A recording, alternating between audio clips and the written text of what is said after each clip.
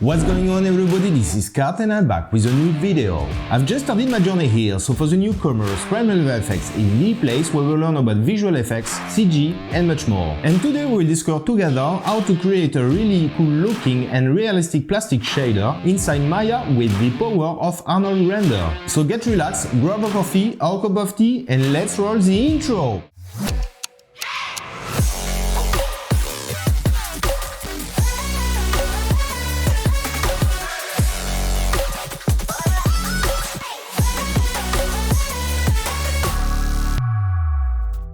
So guys, the first thing we need to make this realistic plastic shader is an interesting model. So if you're looking for some awesome scan 3D models, myminifactory.com is the website you have to know. It's an open library with tons of scans of sculptures, toys and more. Let's download this Exomarine figurine, as it has immediately grabbed my attention. We can also download this Diesel Trooper as a secondary model. Okay, then I've just fired up Maya. I've set up a basic look dev scene with the two downloaded models. Everything is clean and tidy as I like it. If we look a moment to the setup of the scene, it's pretty basic.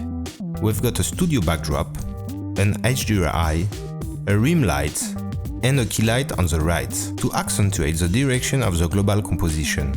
The topology of the model is pretty okay for a STL converted model. It will do for the sake of this tutorial.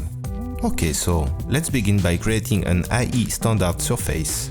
Let's rename it properly and also don't forget the shader engine too. Now we can assign it to the model. Let's launch the IPR to see what we've got. Okay, let's focus first on the base color, so we can deactivate everything else for the moment. Also, let's drop the base color weight to 0.6. Let's pick a nice yellow tone for the base color. Yeah, something like that. Now let's reintroduce our specular. Let's put our weight to 1, the IR to 1.55. Quick tip. If you don't know the value, if you right-click here, you will have a drop-down menu with some presets. Then, let's change the roughness to 0.3 as a base value. Okay, sweet. Now we will use a texture to drive our roughness and bump. This grayscale texture has a lot of gray value information. It will add some surface imperfection and details to make the shader more realistic. Okay, let's create a file node, select our texture and change the color space to raw because it's a grayscale scalar map. Now we can create a quick triplanar node to avoid creating UVs on the model. Let's connect it like this and rename the node properly. Now let's check the map in the IPR in solo mode. The scale is way too small, so let's tweak it a bit. Okay, sweet. We can open the Details panel in the IPR. We can control the luminescence value. It will determine the value of the roughness in the shader. To remap the value, we can use an IE range node. Let's plug it in the middle like this and rename it. Hey you, I know you're watching my video and I know you're not subscribed yet. It's literally so easy, just go down there and boom, press subscribe. So like this video, comment and hit the subscribe button. Now back to the sweet shader. In the IE range node properties, let's increase the contrast and lower the output max. Let's deactivate the solo mode to see the result. Let's also deactivate the base color to focus only on the specular.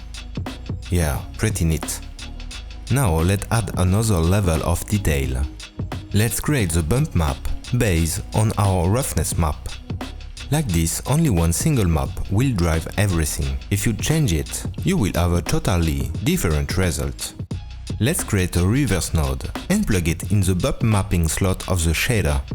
Let's decrease the bump depth value to 0.1. Obviously it's way too much. We need to be subtle here. Let's add an IE range in between to remap the value. Let's lower the contrast to 0.2. Yeah, much better. It brings another layer of realism. Now let's add an important but tricky to set up channel, the subsurface scattering. It simulates the effect of light entering an object and scattering beneath its surface. By looking at the Arnold online documentation, we've got the main parameters, which are weight, color, radius and scale. Also, we've got 3 different algorithms. Random walk v2 is more accurate. Okay, so let's introduce the subsurface scattering effect. First, let's configure the weight. Don't go too crazy on this value. Something like 0.4 is okay for this. Let's switch the algorithm type to random walk v2. Now we can introduce the subsurface color. Let's tweak it a bit. Yeah, more like this. Now a really important value to set up, the radius. It will determine the distance that light passes through the surface. Let's try something like 0.2. We can check the differences before and after. It really helps a lot and add realism. We can introduce some color to the radius too. Yeah, nice. And last but not least, let's add a coat on top of everything. It will add realism too, by making the perpendicular faces a bit sharper compared to the parallel faces to the viewing direction. Let's set the coat weight to around 0.5, the roughness to a really low value, almost 0, and the IOR 1.2. And boom, the final result. Really nice. What do you think, guys? This is a really cool way of doing some realistic plastic shaders. Thank you so much for watching. If you enjoyed the content, you know what to do, subscribe to my channel for more awesomeness. And I see you guys in the next video.